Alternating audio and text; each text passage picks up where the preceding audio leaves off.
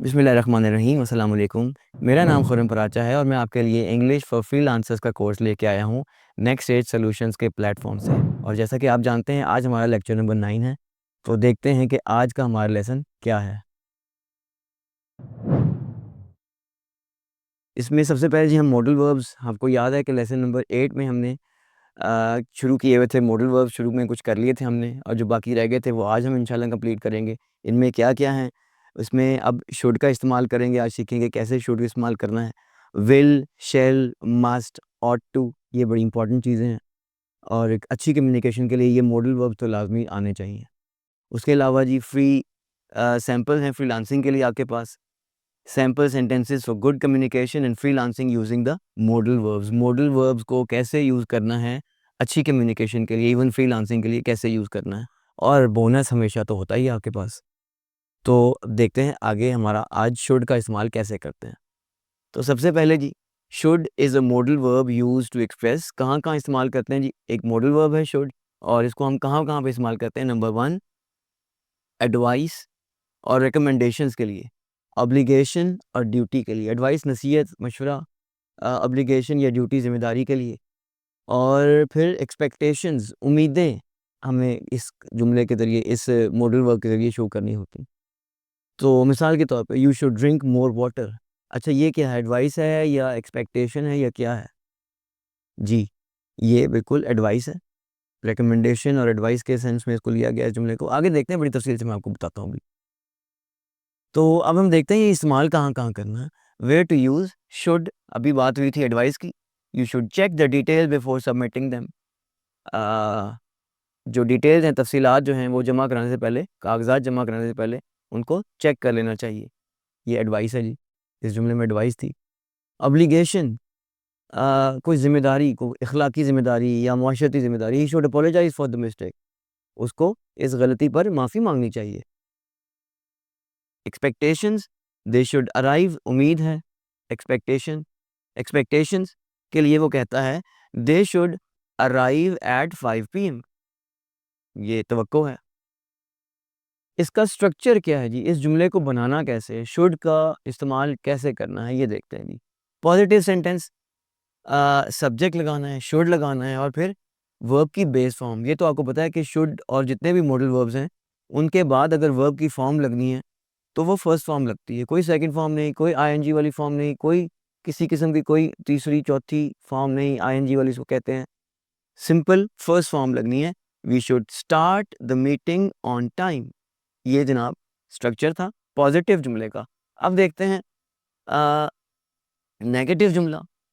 Subject है, फिर should not या उसको कॉन्ट्रैक्ट कर लेंगे शुडेंट। इसका हमारा एक अलग से लेसन मैंने आपको पहले ही बताया था। तो शुडेंट का इस्तेमाल करेंगे या शुड नॉट कर लें। शॉर्ट करना है, कॉन्ट्रैक्ट करना है तो शुडेंट। फिर बेस फॉर्म है इसकी, you shouldn't ignore the instructions. अब ये नेगेटिव हो गया ना, तो इसमें आपने इस्तेमाल कर दिया shouldn't. You shouldn't ignore the instructions. आगे चलते हैं जी। इंट्रोगेटिव, इंट्रोगेटिव आपको याद है ना, इसको इंट्रोगेटिव मैंने आपको बताया हुआ बोलना है। इंटेरोगेटिव कोई लफ्ज़ नहीं होता, इंट्रोगेटिव। इसमें आप देखें शुड पहले चला गया। शुड के बाद सब्जेक्ट है, फिर प्लस उसकी बेस फॉर्म लगानी है हमने। तो should I call the client now, क्या मुझे अब क्लाइंट को कॉल करनी चाहिए? तो ये सवालिया जुमला था। तो ये तो था जी हमारा स्ट्रक्चर शुड का। शुड को हमने जुमले में कैसे इस्तेमाल करना है ये हमने देख लिया। अब आते हैं जी कुछ सैंपल सेंटेंस मैंने ढूँढे हुए हैं और आपको मैं वो उसमें से बताता हूँ आपको। You should reply to the clients email promptly. अब इस जुमले में क्या है जी, एडवाइस है जी, रिकमेंडेशन है। यानी आपको अपने ईमेल को फौरी तौर पे जवाब देना चाहिए। प्रॉम्प्टली का मतलब फौरी तौर पे, जल्द ही। तो इसमें आपने देखा कि अच्छी कम्युनिकेशन के लिए हमें मॉडल वर्ब यूज़ करने हैं और इस जुमले में जो हमने मॉडल वर्ब यूज़ किया वो शुड है। और शुड यहाँ पे क्या काम कर रहा है, तवक्कुआत का नहीं, एडवाइस का। अगला जुमला जी, वी शुड स्केड्यूल भी कहते हैं, शेड्यूल भी कहते हैं। We should schedule regular meetings to stay updated. इसमें भी जी एडवाइस है, हमें रेगुलर मीटिंग करनी चाहिए ताकि हम अपडेट रहें। तो ये एडवाइस है इसके अंदर, रिकमेंडेशन। अगली बात क्या है जी, the team should submit the final draft by Friday. ये ड्यूटी आ गई जी, ऑब्लिगेशन जिम्मेदारी ड्यूटी आ गई। The team should submit the final draft by Friday. Team को, यानी जो भी आपकी टीम है फ्रीलांसिंग वगैरह की, उसको इतवार फ्राइडे तक, जुम्मे तक जी, जो भी आपकी टीम है उसको जुम्मे तक अपने कागजात जमा करवा देने चाहिए। अपनी फाइनल ड्राफ्ट जो आपने काम किया हुआ है, जो भी लिखा हुआ है, जो भी काम किया हुआ है, वो सारा का सारा आपको जमा करवा देना चाहिए। ये ड्यूटी है जी आपकी। अगला जुमला जी, you should review the contract carefully before signing. Advice है जी, कॉन्ट्रैक्ट को साइन करने से पहले, मुआहदे पे साइन करने से पहले, दस्तखत करने से पहले आपको उसको रिव्यू कर लेना चाहिए, यानी देख लेना चाहिए। दस्तखत करने से पहले आपको मुआहदा अच्छी तरह से देख लेना चाहिए। ये एडवाइस है जी, मशवरा है। Freelancers should deliver work on time to build trust. जी, ये एक्सपेक्टेशन है, तवक्कुआत है कि उनको अ, वक्त पे काम करना चाहिए, ताकि इस पे उनका ट्रस्ट डेवलप होता है, एतमाद कायम होता है जी, एतमाद बढ़ता है बल्कि। I should contact the client to clarify the requirements, यानी कि रिक्वायरमेंट्स पता करने के लिए, पक्का करने के लिए मुझे क्लाइंट से बात करनी चाहिए कि मुझे पता चल जाए कि उसकी रिक्वायरमेंट्स क्या हैं। ये ड्यूटी आ गई। The client should provide detailed feedback. ये आपकी एक्सपेक्टेशन, तवक्कुआत है कि क्लाइंट को मुकम्मल तफसीली फीडबैक, यानी अपनी बात बतानी चाहिए कि कैसा रहा, उसको काम कैसा लगा, उसको बात समझ आई कि नहीं आई। जी, एक और जुमला था, document should be proof red before submission. ये जिम्मेदारी है जी, बड़ी ज़रूरी बात है कि डॉक्यूमेंट्स यानी कागज़ात को अच्छी तरह से पढ़ लेना चाहिए, कोई गलती ना चली जाए, कोई ऐसी बात ना हो जाए जिसकी वजह से क्लाइंट परेशान हो आपका। तो ये इसमें एक ड्यूटी है जी आपकी as a freelancer. Freelancers should set clear terms with clients. जी, क्लाइंट्स के साथ अच्छे ताल्लुकात होने चाहिए आपके। ये आपकी एक्सपेक्टेशन वाला जुमला आ गया। और आखिरी जुमला जी, you should check the payment terms carefully. आपको पेमेंट की जो शराइत हैं उसको, यानी पैसों की जो शराइत हैं, वो उसको रकम की अदायगी की शराइत को अच्छी तरह से पढ़ लेना चाहिए। ये एडवाइस भी है और रिकमेंडेशन, तरजीहात भी बताई जा रही हैं आपको। तो ये तो था जी हमारा शुड का इस्तेमाल। आगे चलते हैं जी, अगला मॉडल वर्ब बड़ा इंपॉर्टेंट, विल, आपने सुना होगा। मॉडल वर्ब जितने भी हैं वो आपने सुने हैं, ये नहीं कहा जा सकता कि आपने पहले इसको सुना ना हो। अब देखते हैं जी क्या है। Will is a modal verb used to express. ये मॉडल वर्ब है जी, और इस्तेमाल होता है जी, क्यों भला? देखते हैं। फ्यूचर एक्शंस के लिए इस्तेमाल होता है। फ्यूचर एक्शंस और इवेंट्स, यानी कोई मामलात, वाकयात के लिए। प्रोमिसेस और कमिटमेंट्स, वादों के लिए ये इस्तेमाल होता है। प्रिडिक्शंस, आप पहले से पेशन गोई कोई कर लेते हैं, तो उसके लिए भी आप विल इस्तेमाल करते हैं। और एग्जांपल आ गई, I will call you tomorrow. अच्छा, इसमें क्या है जी, फ्यूचर एक्शन है, ये प्रॉमिस है, ये प्रेडिक्शन है, तो इसमें तवक्कुआत तो कोई नहीं है। तो I will call you tomorrow future action है, या कहा सकते कमिटमेंट है कि जी मैं आपको कल आपसे रब्ता करूंगा, कॉल करूंगा, फ़ोन करूंगा। तो देखते हैं जी कहाँ-कहाँ पे ये आपने इस्तेमाल करना है, विल कहाँ-कहाँ पे इस्तेमाल करना है। फ्यूचर एक्शंस के लिए, she will start her new job next week, ये फ्यूचर एक्शन है जी। अच्छा जी, प्रॉमिस की बात हमने देखी थी, तो प्रॉमिस का एक जुमला देख लेते हैं। वादा, I will help you with the project. मेरा वादा है, मैं आपके साथ प्रोजेक्ट में आपकी मदद करूँगा, इस मंसूबे में आपकी मदद करूँगा। प्रेडिक्शंस, तवक्कुआत लगाते हैं आप, पेशन गोई करते हैं, पेशन गोई करते हैं। इसके लिए आप, it will rain this evening, ये आपने पहले से ही प्रेडिक्ट कर दिया कि आज शाम बारिश होगी। तो ये तो था आपका कहाँ-कहाँ इस्तेमाल करना है विल को, ये वाली स्लाइड। आगे देखते हैं स्ट्रक्चर, जुमला बनाने का तरीका क्या है, विल को जुमले में कैसे इस्तेमाल करना है, ये देखते हैं। पॉजिटिव जुमला जी, बिल्कुल तरीकाकार वही जैसे शुड किया था। सब्जेक्ट है, फिर विल है, फिर बेस फॉर्म है वर्ब की। They will finish the report by Friday, वो अपनी रिपोर्ट जो है वो फ्राइडे तक मुकम्मल कर लेंगे, जुम्मे तक मुकम्मल कर लेंगे। आगे जी, नेगेटिव सेंटेंस, सब्जेक्ट है, फिर विल नॉट या वोंट है, फिर वर्ब की फर्स्ट फॉर्म है, बेस फॉर्म है। He won't attend the meeting, वो मीटिंग अटेंड नहीं करेगा, नेगेटिव है ना, तो नहीं आएगा इसमें। और अब आ गया जी इंट्रोगेटिव, विल के बाद सब्जेक्ट, सब्जेक्ट के बाद base form, will you join us for dinner, ये इसका इंट्रोगेटिव जुमले का स्ट्रक्चर था जी। तो अब सैंपल सेंटेंसेस, इसमें कुछ सैंपल सेंटेंसेस इकट्ठे किए हैं आपके लिए बड़ी अच्छी जगह से। और सोच समझ के बहुत इंपॉर्टेंट जुमले आपके लिए इस वक्त सामने लाए गए हैं आपके। I will send you the completed project tomorrow, future action है जी।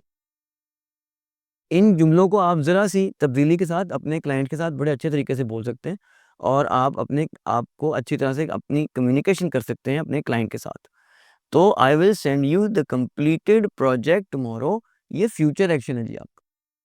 You will receive the invoice by the end of the day, दिन के आखिर तक आपको इनवॉइस मिल जाएगी जी। यानी फ्यूचर की बात हो रही है, इसमें फ्यूचर एक्शन की बात हो रही है। आगे चलते हैं जी। I will revise the document based on your feedback, मैं आपकी फीडबैक जो मालूमात आप मुझे देंगे, मैं उसके मुताबिक आपकी जो डॉक्यूमेंट है, आपके जो कागजात हैं, वो मैं उसको रिवाइज कर दूंगा, दोबारा से ठीक कर दूंगा अगर उसमें कुछ कमी रह गई है तो। ये एक प्रॉमिस है, एक कमिटमेंट अहद किया आपने। The client will like the new design, ये प्रोडिक्शन है, तवक्को है कि जी क्लाइंट जो है वो नया डिज़ाइन पसंद करेगा। He will deliver the project on time, ये एक वादा है कि वक्त पर, एक अहद है, वक्त पर काम वो जमा करवा देगा, सबमिट करवा देगा, डिलीवर कर देगा।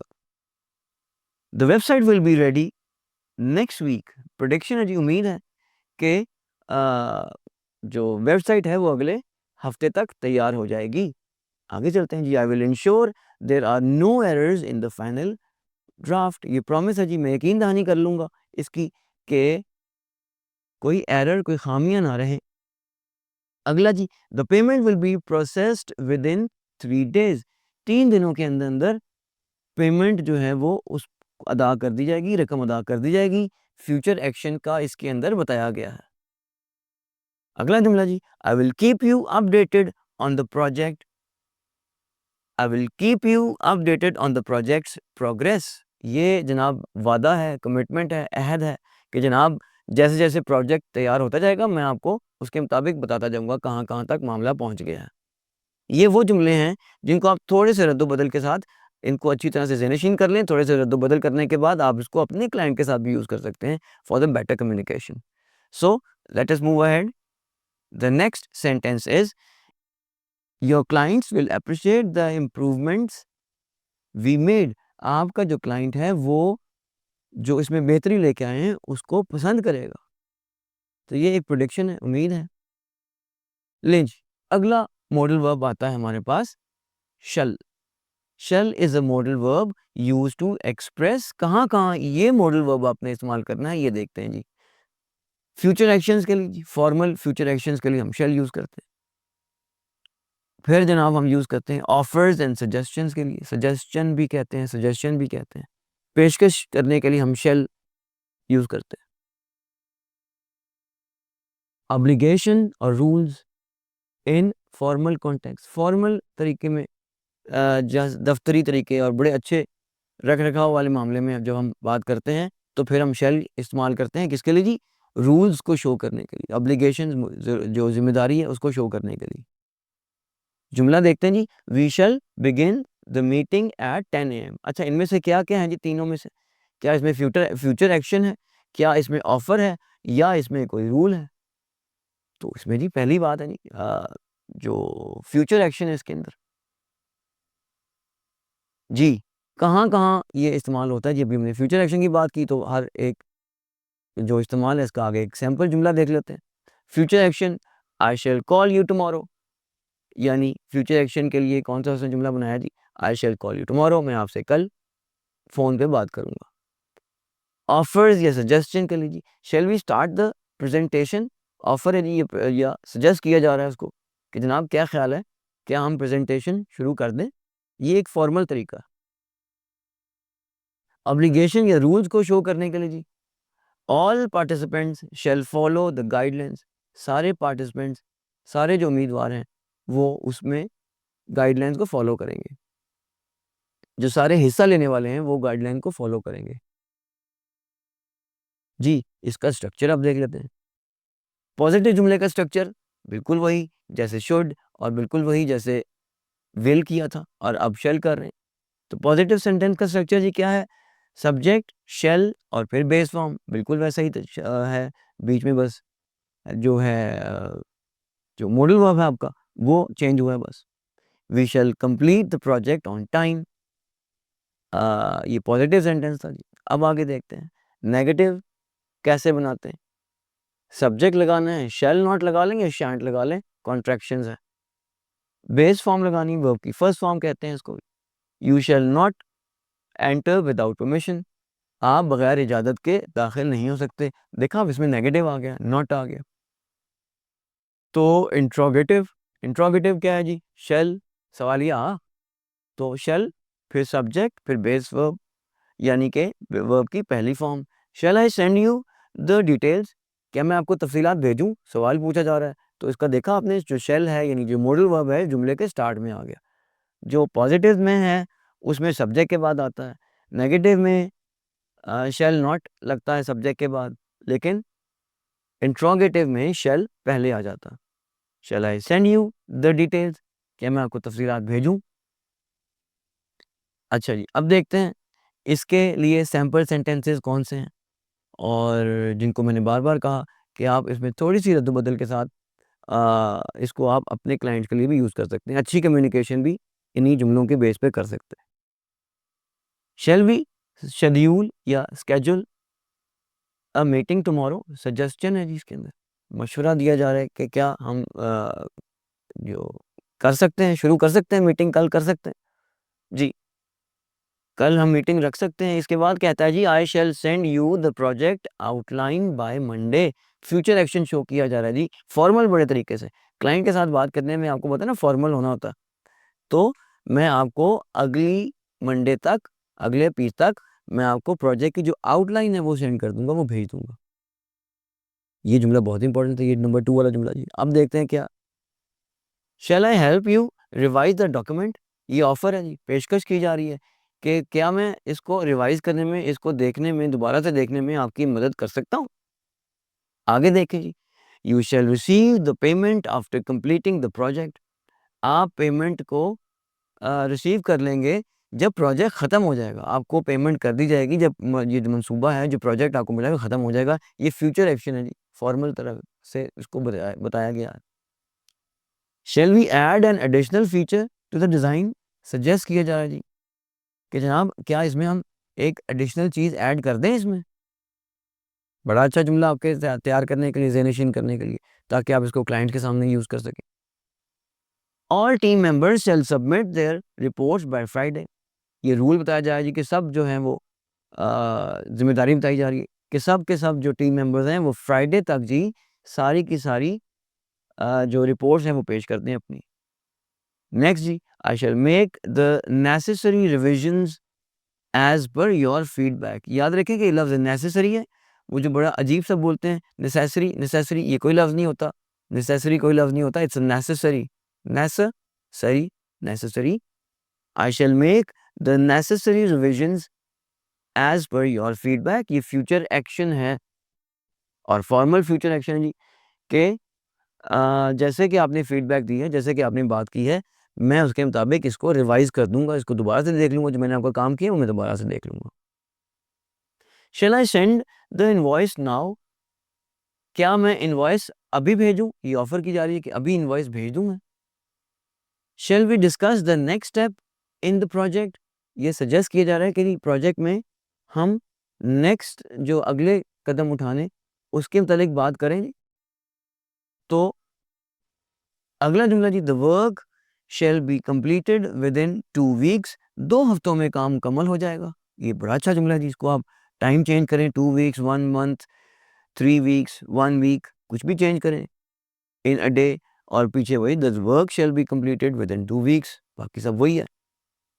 तो बड़ा अच्छा जुमला, ये आपके काम आने वाला जुमला है। नोट कर लें, ज़हन-नशीन कर लें, इसका स्क्रीनशॉट लाज़मी ले लें। इन जितनी भी जो अच्छे मैंने आपको सैंपल सेंटेंसेस दिए, उनके स्क्रीनशॉट्स आपके पास सेव होने चाहिए। जी, अब विल और शैल, इसमें क्या है, फ़र्क क्या है? ये आज हम अब इस वक़्त देखने लगे हैं। अंडरस्टैंडिंग द डिफरेंस, विल और शैल में फ़र्क क्या आता है, ये देखते हैं जी। जनरल यूज़ में विल कहाँ इस्तेमाल होता है? ये आम तौर पे विल हम कहाँ पे इस्तेमाल करते हैं? Common in both formal and informal situation, रस्मी और गैर रस्मी सूरत-हाल के अंदर हम विल इस्तेमाल करते हैं।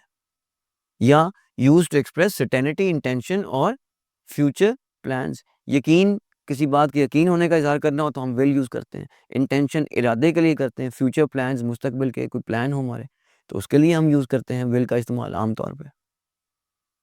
मिसाल के तौर पे I will send you the report tomorrow.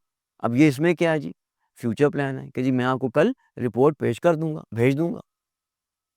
शैल आम तौर पे हम कहाँ पे यूज़ करते हैं?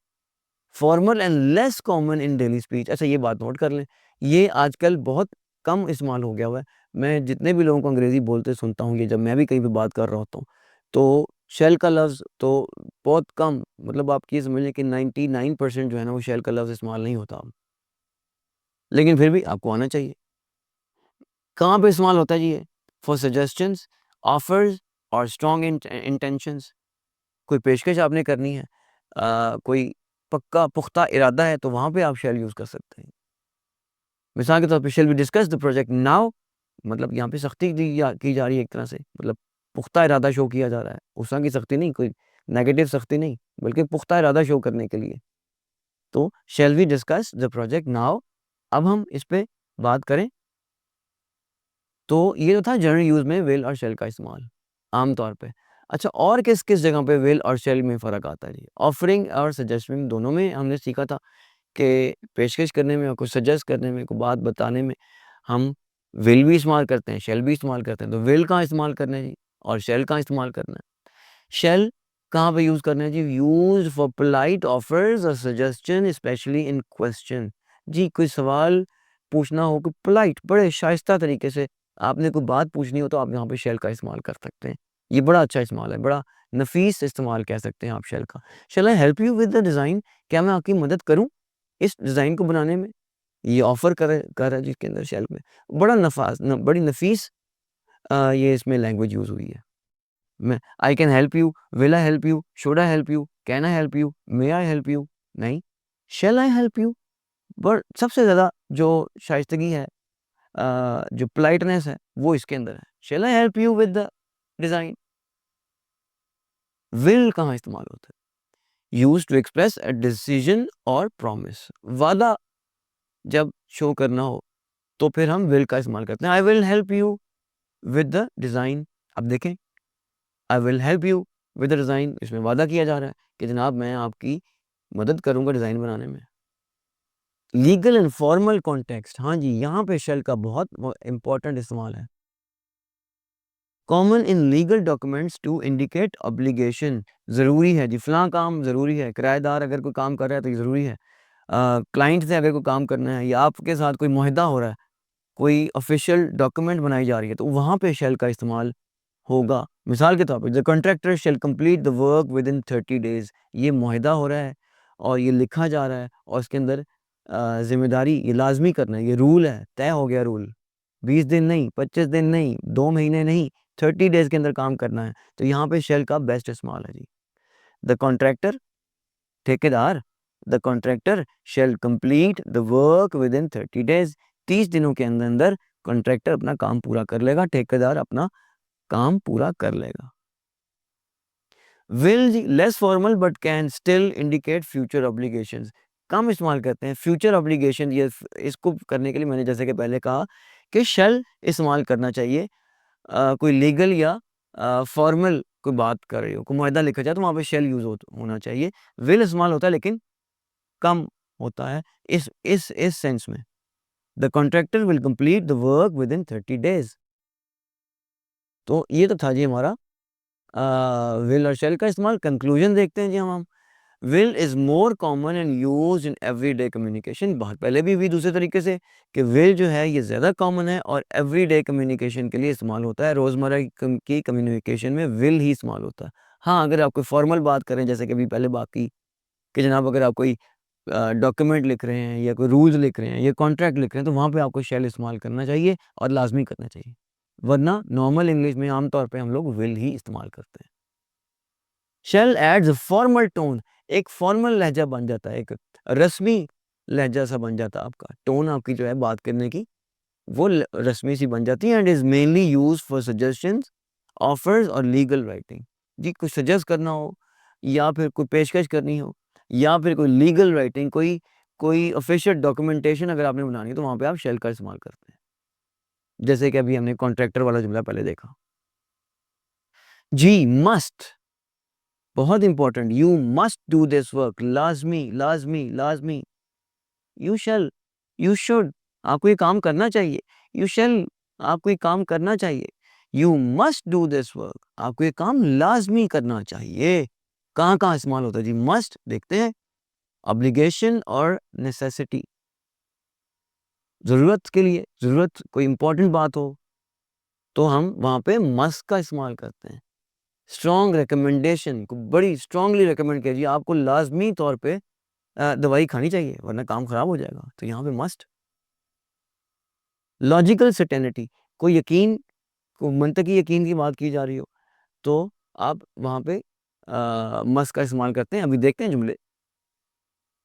एग्जाम्पल जी, मिसाल के तौर पे, you must submit the report by Friday, आपको हर हाल में, देखें शुड भी था, विल भी था, लेकिन अब यहाँ पे मस्ट है। शुड में ज़रा ज़रा जो है वो कम था, उसमें सख्ती कम थी, यहाँ पे सख्ती ज़्यादा है। You must submit the report by Friday, इसलिए तो मूड से निकला है मॉडल लफ्ज़। आप जानते हैं ये लफ्ज़ मूड से निकला है ना, तो कैसा मूड है इसके अंदर? क्या नरमी है मस्ट के मॉडल वर्ब में? नहीं, नरमी तो नहीं है, सख्ती है। बड़ी सख्ती से कहा जा रहा है भाई, you must submit the report by Friday, हर हाल में फ्राइडे तक रिपोर्ट जमा करवा देनी है आपने, लाजमी, मस्ट। कहाँ पे यूज करते हैं जी? अभी देखते हैं। Obligations, you must where the seat belt while, लाजमी को काम करना हो जी, तो you must where the seat belt while driving, driving करते हुए आपको हर हाल में, कोई उसके अंदर रियायत नहीं है, हर हाल में आपको ड्राइविंग करते हुए सीट बेल्ट बांधनी होगी। स्ट्रॉन्ग रिकमेंडेशन जी, लाजमी तौर पे किसी को आप रेकमेंड कर रहे हैं कि जनाब आपने ये काम लाजमी करना है, you must try this dessert, आपको हर लाजमी ये डिज़र्ट, मीठा खाने के बाद जो मीठा खाते हैं, डिज़र्ट, डिज़र्ट, एक होता है डेजर्ट, सहरा, और ये डिज़र्ट है, तो आपको लाजमी तौर पे बहुत अच्छा बना है, आपको लाजमी तौर पे ट्राई करना चाहिए, चखना चाहिए। लॉजिकल सर्टेनिटी जी, मंतकी बात करने के लिए, he must be at home by now, इस वक्त तक वो घर होगा यकीनन, इस वक्त थोड़ी देर पहले निकल गया था और इस वक्त वो यकीनन घर पहुंच गया होगा। तो किसी लॉजिकल मंतकी यकीन बात को बनाने के लिए, बात को मंतकी तौर पे यकीनी बनाने के लिए, शो करने के लिए हम मस्ट का इस्तेमाल करते हैं। अब आते हैं जी स्ट्रक्चर की जानिब। स्ट्रक्चर इसका आ गया, positive sentence, subject must based verb, वही जी, बिल्कुल वही स्ट्रक्चर जैसे बाकी सारे मॉडल वर्ब्स के स्ट्रक्चर्स आपने देखे, इसका भी वही है। सब्जेक्ट लगाया, पॉजिटिव सेंटेंस की बात हो रही है, सब्जेक्ट लगाया, मस्ट लगाया, बेस फॉर्म लगाई, she must finish her homework, उसको हर हाल में अपना होमवर्क मुकम्मल कर लेना चाहिए, हर हाल में, बहुत ज़रूरी है। नेगेटिव सेंटेंस, सब्जेक्ट के बाद मस्ट नॉट या मस्टंट और उसके बाद बेस वर्ब लगानी है आपने। You must not share this information, आपको ये इंफॉर्मेशन बिल्कुल शेयर नहीं करनी, बड़ी सख्त पाबंदी है। इंट्रोगेटिव सेंटेंस जी, मस्ट पहले आ गया, मस्ट सब्जेक्ट और base verb, must attend the meeting, तो मुझे क्या ये लाजमी करनी होगी मीटिंग अटेंड? तो ये तो था जी मस्ट का स्ट्रक्चर। अब आते हैं इसके जो अच्छे से जुमले मैंने सेलेक्ट किए हैं आपके लिए, sample sentences for good communication and freelancing with must. Must के साथ जो जुमले बनते हैं वो क्या है जी? You must deliver the project by the deadline, deadline जी आखिरी वक्त तक, आखिरी तारीख तक, हर हाल में, लाजमी, नेसेसिटी है जी, ऑब्लिगेशन, लाजमी, ज़रूरी है। उसके बाद जी क्या है? We must follow the clients instruction carefully, लाजमी, हमें हर हाल में क्लाइंट की जो इंस्ट्रक्शंस हैं वो हर हाल में हमें फॉलो करनी चाहिए, लाजमी करनी चाहिए, शुड नहीं कहा, लाजमी, मस्ट कहा है। You must check the document for errors before submission, कागजात जमा कराने से पहले उनको देख लें कि बीच में कोई एरर, कोई खराबी, कोई खामी तो नहीं है, लाजमी तौर पे। Freelancers must protect the confidentiality of client data जी, क्लाइंट का जो डाटा है, जो आपके क्लाइंट का डाटा है उसके अंदर कॉन्फिडेंशियल रहना आपको ज़रूरी है। ये नहीं कि डाटा आपको किसी क्लाइंट ने कोई काम दिया और वो आप दूसरों को देना शुरू कर दें, बिल्कुल भी आपको कॉन्फिडेंशियल रहना चाहिए हर हाल में, लाजमी, मस्ट का इस्तेमाल हो गया ना। The client must approve the changes before we proceed. Client को, ग्राहक को जो चेंजेस हमने करनी है वो पहले उसको अप्रूव करेगा, वो उसकी मंजूरी देगा, फिर हम तब्दीली करेंगे, उसके बगैर नहीं करेंगे। ऐसा हम नहीं कर सकते, बिल्कुल नहीं कर सकते जब तक वो मंजूरी नहीं देता। Freelancers must maintain their communication with clients. Freelancers को क्लाइंट्स के साथ अपनी कम्युनिकेशन मेंटेन रखनी चाहिए, बरकरार रखनी चाहिए, बहुत ज़रूरी है। मस्ट का इस्तेमाल है, लाजमी तौर पे बरकरार रखनी चाहिए। You must meet the quality standard set by the client. आपको वो स्टैंडर्ड्स, वो मयार ज़रूर आपने उन तक पहुंचना है जो कि क्लाइंट ने रखे हैं आपके लिए। लाजमी, अगर नहीं करेंगे तो काम ख़राब है। मस्ट लाजमी के लिए इस्तेमाल होता है। अच्छा, शुड की बात हुई थी, विल की बात हुई थी, वो सबके साथ ये यहाँ पे जुमला बन सकता है, लेकिन उनमें फिर वो वाला मूड नहीं आएगा जो मीट में जो मस्ट में मूड आ रहा है, यानी लाजमी करने वाली बात नहीं आएगी फिर। The report must contain accurate data. Report के अंदर एक्यूरेट, बिल्कुल दुरुस्त डाटा होना चाहिए, ये भी लाजमी है। Must, the report must contain. We must be transparent about our progress. Strong recommendation है, जो आपका प्रोग्रेस चल रहा है, जो जैसे जैसे क्लाइंट का काम होता जा रहा है, आप उसको बताते जाएं, और बिल्कुल वाज़ेह तरीके से उसको बताते जाएं। You must inform the client if there is a delay. लाजमी तौर पे क्लाइंट को बताएं अगर आपके काम में ताख़ीर हो रही है तो। अगर आप ये समझ रहे हैं कि आप उसका काम मुकम्मल नहीं कर सकते, तो उसके बारे में उसको लाजमी तौर पे बताइए। जी, ought to is a modal verb used to express. क्या होता है जी, क्या इस्तेमाल करते हैं, कब हम इस्तेमाल करते हैं? ये अगला मॉडल वर्ब है, ought to। एडवाइस के लिए, मोरल ऑब्लिगेशन के लिए, समथिंग दैट इज एक्सपेक्टेड, कोई तवक्कुआत के लिए हम ought to इस्तेमाल करते हैं। मिसाल के तौर पे, we ought to respect deadlines. हमें डेडलाइन पे हर हाल में उसकी रिस्पेक्ट करनी चाहिए, यानी उसका ख्याल रखना चाहिए। यहाँ पे रिस्पेक्ट इज्जत नहीं, बल्कि ख्याल रखना चाहिए। कहाँ यूज़ होता है जी ought to? एडवाइस और रिकमेंडेशंस के लिए। You ought to improve your communication skill. आपको नसीहत की जा रही है, आपको मशवरा दिया जा रहा है कि आप अपनी कम्युनिकेशन स्किल्स को बड़े अच्छे तरीके से बेहतर करें। मोरल ऑब्लिगेशन, ये ड्यूटी के लिए जी। We ought to help our clients achieve their goals। हमें लाजमी तौर पे क्लाइंट की मदद करनी चाहिए ताकि वो अपने मकासद पूरे कर ले। ज़ाहिर है, क्लाइंट का काम चलेगा तो आपका भी चलेगा। एक्सपेक्टेशन और प्रोबेबिलिटी, इम्कानात के लिए जी हम यूज़ करते हैं ought to। The work ought to be finished soon। काम को जल्दी ख़त्म हो जाना चाहिए। सेंटेंस स्ट्रक्चर जी वही वाला, पहले की तरह का। Subject ought to, base form. क्या करना है जी, you ought to submit the report. आपको रिपोर्ट लाजमी तौर पे जमा करानी चाहिए। नेगेटिव सेंटेंस जी, ought not to, सब्जेक्ट के बाद ought not to, फिर base form of verb. You ought not to ignore client feedback. Client feedback के बगैर आप उसको नज़रअंदाज नहीं कर सकते, क्लाइंट की फीडबैक को। Interrogative sentence ought, subject to और base form, ought we to discuss this issue। तो ये आपने देखा ought to का इस्तेमाल। इसमें से एक और जो बात है, you ought to reply to clients politely। ये जी वो आपके सैम्पल सेंटेंसेस आ गए। और freelancers ought to manage their time effectively। Freelancers को, ये अखलाकियात की बात आ गई कि फ्रीलांसर्स को अच्छे तरीके से उसको मैनेज करना चाहिए अपने टाइम को। We ought to finish the project by next week। हमें अगले वीक तक, अगले हफ्ते तक हमें काम मुकम्मल करना चाहिए। ought to का जो एक बहुत अच्छा सा इस्तेमाल है, वो अखलाकियात की बात होती है। जब अखलाकियात की बात हो जाए ख़ास तौर पे, we should respect our parents. हमें अपने वालिदैन की रिस्पेक्ट करनी चाहिए। We should respect our teachers. हमें अपने असातिज़ा की रिस्पेक्ट करनी चाहिए, इज़्ज़त करनी चाहिए। अच्छा, यहाँ पे शुड से ज़्यादा बेहतर है ought to, क्योंकि अखलाकी बात आ गई ना।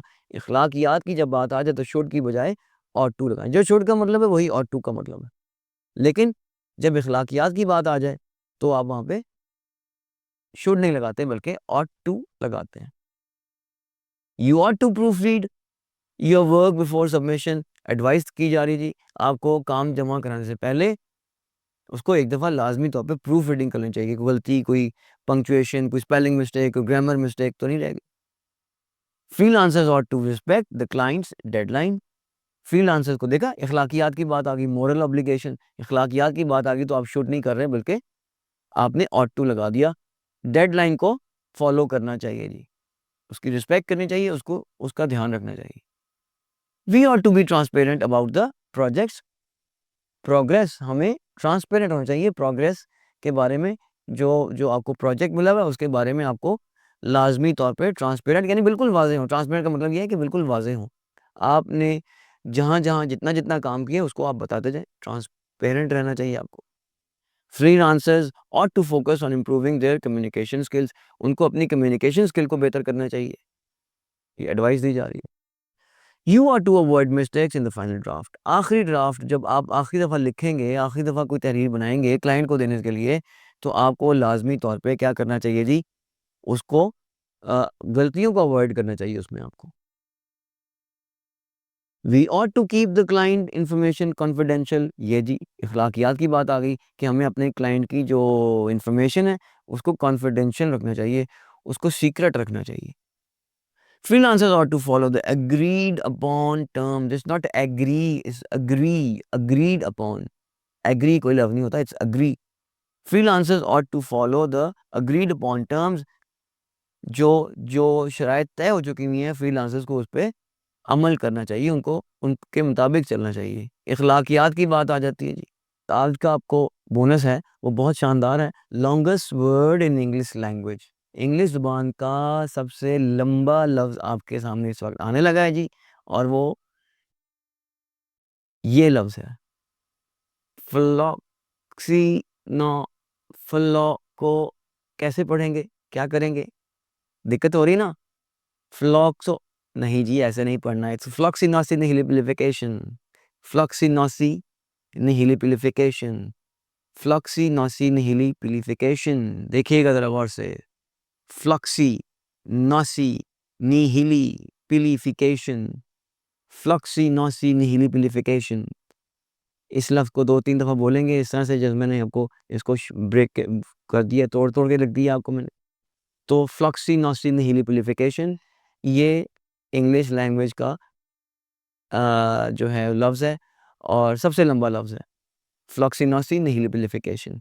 अच्छा, इसमें एक बात मैं क्लियर कर दूँ कि ये जनरल इंग्लिश का लफ्ज़ है, बाकी और लंबे लफ्ज़ भी हैं, इससे लंबे भी लफ्ज़ हैं, लेकिन वो किसी ख़ास फ़ील्ड के हैं। कोई मेडिकल फ़ील्ड के हैं, कोई इंजीनियरिंग फ़ील्ड के हैं, कोई बीमारियों के नाम हैं, वो इससे ही बड़े हैं। लेकिन आम तौर पे कॉमन इंग्लिश में लफ्ज़ होने वाला इस्तेमाल होने वाला लफ्ज़ है जो वो ये लॉन्गेस्ट वर्ड है। वरना टेक्निकल जो फ़ील्ड में जाएँ तो उससे भी बड़े लफ्ज़ हैं। कॉमन इंग्लिश का लफ्ज़ मैंने आपको बताया। कल को आप कहें जी कि नहीं जी और भी बड़े-बड़े लफ्ज़ हैं, तो वो ख़ास फ़ील्ड के लफ्ज़ हैं। ख़ास तौर पे मेडिकल की फ़ील्ड में कई ऐसे लफ्ज़ हैं जो काफ़ी लंबे हैं। जनरल इंग्लिश में फ्लॉक्सिनोसिस निहिलिफिकेशन सबसे लंबा लफ्ज़ है। क्या मतलब है जी फ्लॉक्सिनोसिस निहिलिफिकेशन का? Is considered one of the longest word in English language because it is the longest non technical word. जो मैंने अभी बात की कि नॉन टेक्निकल वर्ड है, ये टेक्निकल वर्ड नहीं है। फाउंड इन मेजर डिक्शनरीज़, बड़ी-बड़ी डिक्शनरीज़ के अंदर ये लफ्ज़ मिलता है। Meaning it's a word you can use in everyday conversation. यानी कि हम इसको रोज़मर्रा की कन्वर्सेशन में, गुफ्तगू में इस्तेमाल कर सकते हैं। And it isn't specific to a medical or scientific field. किसी खास फील्ड के इसका ताल्लुक नहीं है, unlike many other long words. तो ये था जी सबसे लंबा लफ्ज़ इंग्लिश लैंग्वेज का। ये था जी सबसे लंबा लफ्ज़ इंग्लिश लैंग्वेज का। बहुत-बहुत शुक्रिया। बहुत जल्द अगले लेसन में आपसे मुलाकात होती है। तब तक के लिए इजाज़त दीजिए। अस्सलाम वालेकुम।